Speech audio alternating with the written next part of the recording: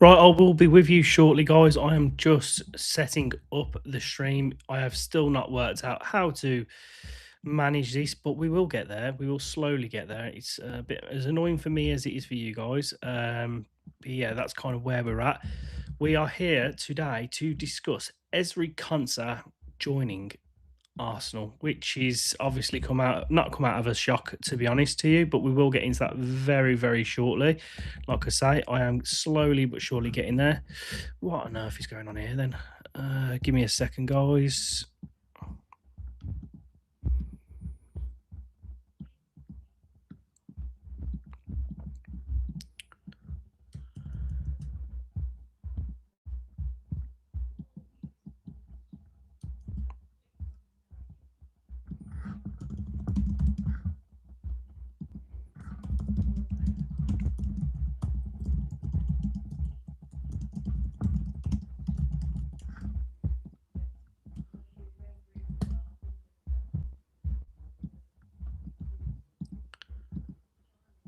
Right, we are about ready to go now.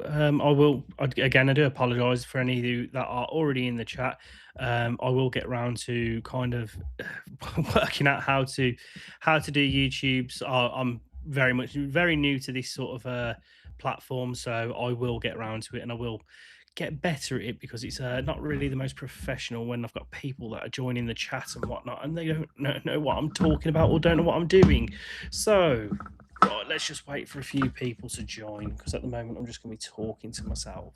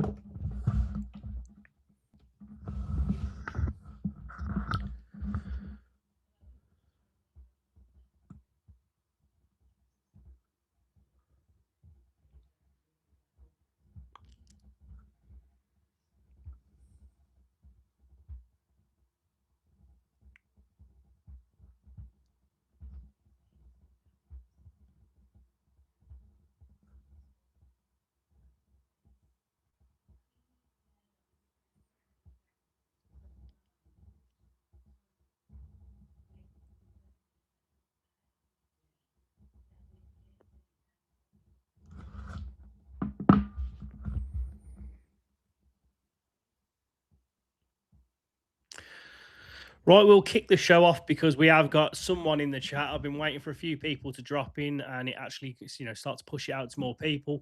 So, obviously, the main reason that I have launched this chat here is to really discuss Ezri Konsa and him joining Arsenal. I don't think I said enough really in my pieces that I've done in terms of short form content. So I thought I would jump on really to get everybody else's feedback and also get it out there and have a conversation about it.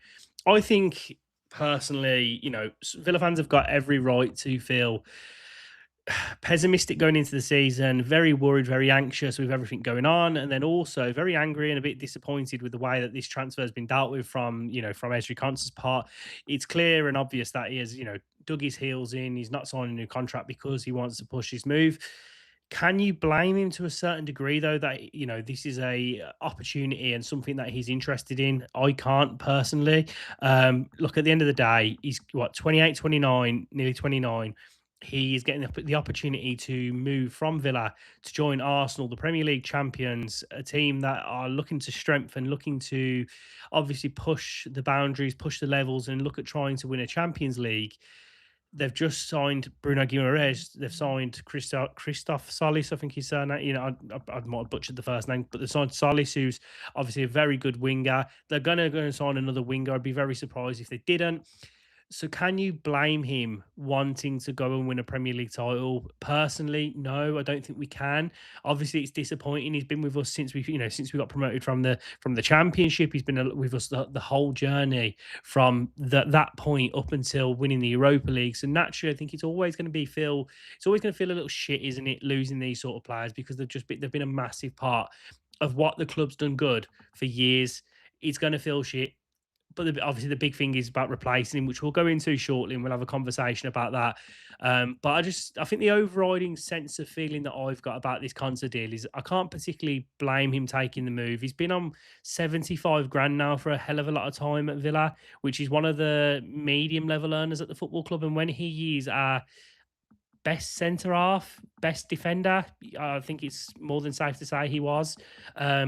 It's quite disrespectful to a certain degree. He might find it disrespectful that he's been on 75 grand when you've got Leon Bailey on 120 grand. You've got, players that are on 150k. He probably wanted to be one of the club's top earners, and I can understand if that was the case. But at 28, nearly 29, the club have made the decision that, this 50 million pound fee, which has been agreed with Arsenal, the right decision is to let him go. And I fully agree with you. I think the big thing for me is the fact that we've lost so many players already up to this point is a big feeling why Villa fans are so disgruntled and nervous heading into the season. And I think particularly, I think we've actually recruited really well, and obviously that is going to be the important piece. Villa fans, that if you are listening to this, or if anyone, let me know what your thoughts are on the Ezri Konsa transfer, and let me know what your thoughts are in terms of replacements. Are there any that you're interested in?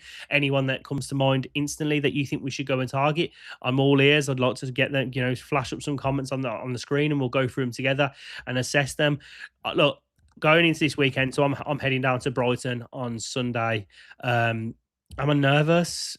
Look, we're going into a Premier League game, and our first choice centre backs are Victor Lindelof and Pau Torres, which I think are more than capable of doing a job away at Brighton. But if the worst case scenario happens and we suffer an injury to Victor Lindelof, you're looking at a potential Lamar Bogard or Cisse stepping in at centre half. If that's the case, then I'm shitting myself, to be honest with you. Not to discredit Lamar Bogard and Cisse as footballers, but let's be realistic. In comparison to Ezri Konsa, it's chalk and cheese, and it's completely, it is what it is. Like I say, guys, get your comments in. Let's have a good conversation about the Villa, and we'll go through them together. I want to hear what other people think about this transfer, what their feelings are. Obviously, personally, from me, I'm disappointed to see him go. I'm disappointed to see the core and the heart of the team that won us the Europa League get completely ripped out. It really is the start of a new era at Aston Villa Football Club. The big feeling I've got as well going into that, though, is look, we've got Unai Emery still at the football club. We've got John McGinn still at the football club.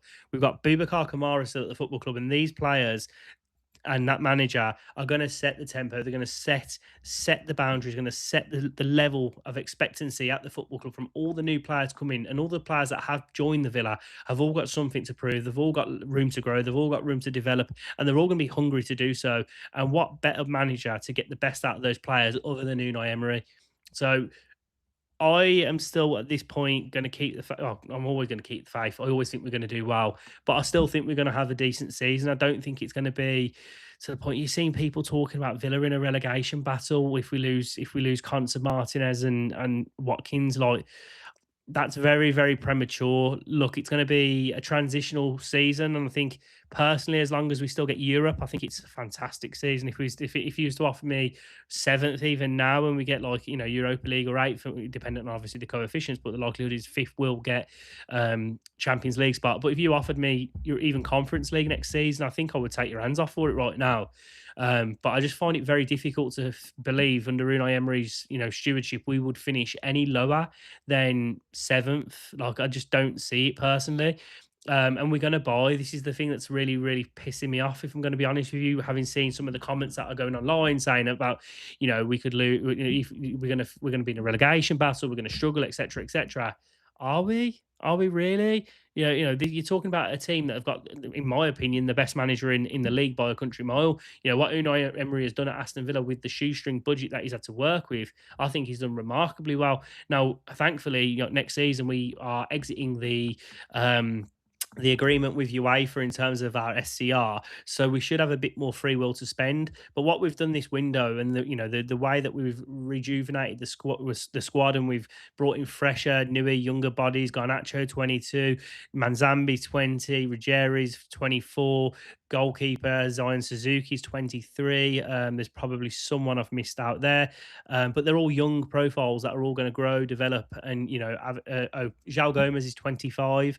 They've completely revitalized the squad. You think Tielemans was what, 29, 30? Konsa's 28. Ollie Watkins is 30. If he goes, obviously, Emi Martinez is 33. So we've completely brought down the age of the squad. Not just that, the wage has come down drastically. You think if Watkins goes and Emmy Martinez goes, there's 300k in wages back to the club. Obviously, we're going to have to spend and bring in replacements because Zion Suzuki was only on 17.5k at Parma. So his wage is going to be nowhere near Emmy Martinez. Even if we offered him 40, 50k, let's say, which I think would be a decent salary and a massive increase for him, he'd probably take that. That's going to be 100 grand less a week than what Emmy Martinez was on. And you think about Konsa, for example, obviously the recruitment of Konsa is massive. Like, guys, get your comments in. Let me know what your thoughts are in the comment section. I want to hear from you. I want to hear who you think Villa should go and replace Ezri Konsa. Before we get into that side of the piece, I think it's paramount to talk about the what Arsenal are getting, because there may be some Arsenal fans in here, and I want to just touch on that briefly. I have seen a lot of negativity from Arsenal fans online talking about Ezri Konsa, and personally, I can't believe it as a Villa fan. Some of the things that I've seen from Arsenal fans talking about Ezri Konsa, I find it absolutely ludicrous that they're talking about him in such a negative, disrespectful light.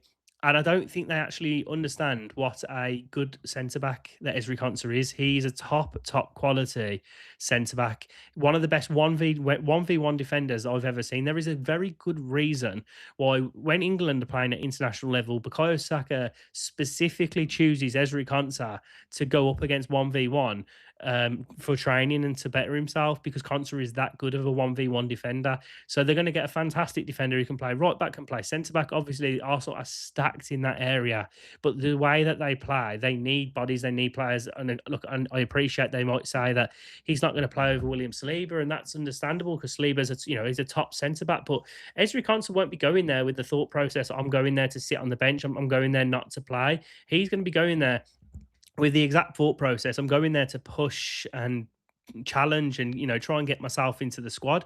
Which, why wouldn't you? Why wouldn't you back yourself if you're an England international? Why not back yourself to get into the squad? Like, that's what I'm going to end it on, that piece with Ezri Konsa and Arsenal, because ultimately, I think it, for me, shake his hand, is what it is. Off you go. We'll replace him now. It just feels like with these players have all hit what they believe is their the maximum they can with Villa winning the Europa League. They don't think they're going to achieve anything more with us, so they're looking for fresh challenges. And if that's the case, that's fine. Villa have got the fees that we want for the players. We was putting Konsa's valuation at 65 million. Arsenal said they only wanted to pay 30. We've ended up settling on 50 million, and 50 million for a centre back who is about to turn 29. I don't think is bad at all, personally. So, talking about potential replacements for Ezri Konsa. So, just for a bit of context, I've got Transfer Market up on my phone right now, and I'm just going to go through a few players and see and just spit some names out. And if you've got any that you think that we could look at targeting, let me know in the comment section, and we'll go from there and we'll have a chat about them. But going through the top 10, we ain't going to be able to afford any of them. The one that's potentially available is Bastoni, but we ain't going to go and get Bastoni. 27 years old. I do think Villa will look to target a younger profile. It seems to be the theme that we're going with, younger sort of players. So I think it won't be a player that's above the age of 25. I think that's a fair assessment. Let me know what your thoughts are. So, going through it as a scroll down, one name that is potentially available, who we have looked at in the past, I am led to believe, but I don't I don't particularly like it myself. But Jan Bisek from Inter Milan, that's a potential option. You've also got the likes of, somebody said Murillo, but I shot that down earlier because we need a right-footed centre back. Zabanya is one that keeps cropping up from Paris Saint-Germain. Obviously, we've already seen what Elia Zabani can do whilst he was at Bournemouth, and I thought him and Huijsen had an absolutely fantastic partnership at the heart of their defence. and he's a good defender. Apparently, PSG want to get rid of him, so he's a potential option. Someone mentioned to me earlier, how about we go and look at Ezri Konsa from Bayer Leverkusen, 23 years old, good profile, former Liverpool player. Don't particularly rate him myself, if I'm going to be bluntly honest. Um, One that I would absolutely love is Giorgio Scalvini from Atlanta. I really, really, really rate him. He's only 22 years old. Again, got a lot of room to develop, but that would be my perfect centre back. He reminds me of an old school Italian centre half, and I think he would be the perfect sort of profile to bring into the football club, especially if we are looking to have this bit of a different, model. We're looking to revamp and go younger again. And then another one that really stands out to me, so this will be the last one that I mention, is do you remember when we played against Club Bruges in the Champions League, and we played against a Colombian centre back called, is it Colombian, was it Ecuadorian? It might be, maybe Ecuadorian actually. Joel Ordonez, I mean, it's definitely Ecuadorian. He was an absolute unit, a bit of a tank of a centre half, and when we played him, he was only like 20 years old. He has got so much room to develop, and he would be a fantastic option for a centre half, in my opinion. Very much a lot of the quality traits he has match the qualities of what Ezri Konsa has. So that would be sort of where I'm thinking and what I'm thinking. But again, guys, let me know your thoughts in the comment section. I want to know how you all feel about this situation about Konsa leaving. Look, it is what it is. I'm not going to stay on here too long and rant too much about it. I just wanted to jump on really just to have a quick chat with you all and just get my thoughts off my chest. Really, that's kind of where the land where it lands at the moment. We've got less than just another 3 weeks left of the transfer window. We're currently going into the start of the season with Victor Lindelof as our main right-sided centre back, and I love Lindelof. Lindelof is absolutely fucking golden in my opinion. But then you've got backing him up Lamar Bogard potentially and Cisse, which is, come on, not strong enough, is it? So yeah, they're going to have to go into the window. There's going to be a lot of updates, I can imagine, today, tomorrow, all leading into the weekend, about what this looks like for Aston Villa, what this looks like as a football club. There's been already people talking about Ezri Konsa, and they're saying that he wanted to leave Villa. He was refusing to play this weekend. It'll go on and on and on and on and on. So there has been an update as I do this podcast for you now. Jacob Tanswell has just broke the news. Arsenal have reached agreement to sign Ezri Konsa from Aston Villa. 28-year-old said goodbye to teammates today ahead of scheduled medical tomorrow. Deal worth in the region of £51 million plus add-ons. So maybe that gets us closer to around the 60 million that we valued him at. If that's the case, and it is around the 51, if closest to 60, I think we have done absolutely wonders there. For a guy who's 28, nearly 29, coming to the end of his, sort of towards the back end of his career, if we didn't sell this season, he would have ran his contract down. He would have left on a free transfer. It is the right thing to do from the football club. And like I've said multiple times, there's a lot of Villa fans that have got a lot of pessimism heading into the season.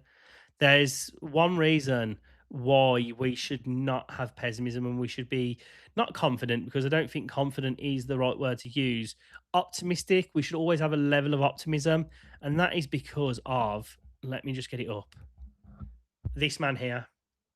Because of him, we wouldn't be where we are without this man. When he walked into the football club, you think about where he inherited us. He inherited us 17th in the Premier League, absolutely dead in the mud. And he turned in that season, drove us to the Conference League, then the Champions League, Europa League, won the Europa League, then the Champions League again.